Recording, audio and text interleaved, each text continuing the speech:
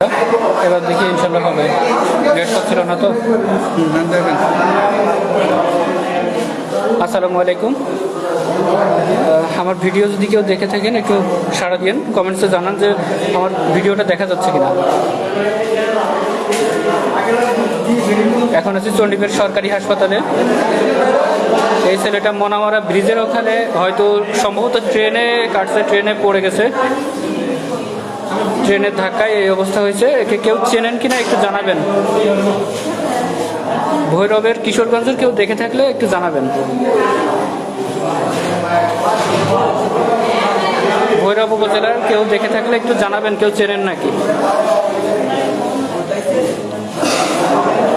Bhairab railway স্টেশনের একটু সামনে যে মনামারা ব্রিজের ওখানে ছেলেটা আঘাত পাইছে ট্রেনের সাথে সম্ভবত।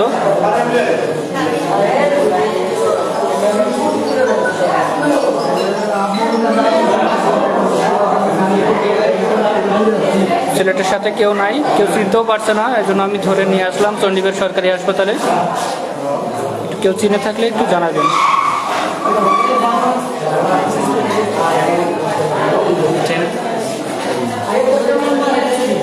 কিছু হালকা একটুখানি মাথাটা একটু সরাই দাও, পড়ে যেতে পারে। গলাটা ধরে একটু হালকা একটু সরাই দাও।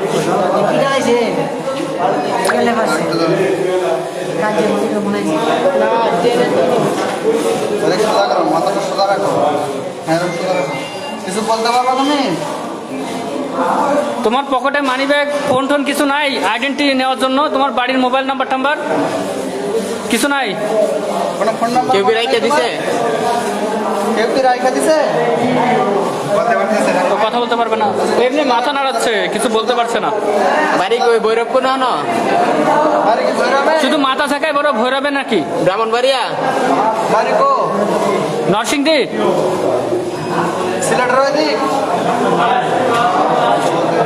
সিলেট? সিলেট সিলেট কয়?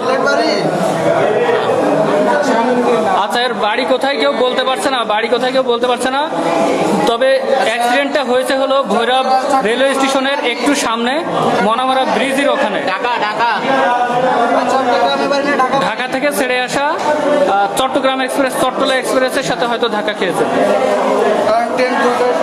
ভৈরব রেলওয়ে স্টেশনের একটু সামনে মনামারা ব্রিজের ওখানে ঘটনাটা ঘটেছে। তারপরে আমি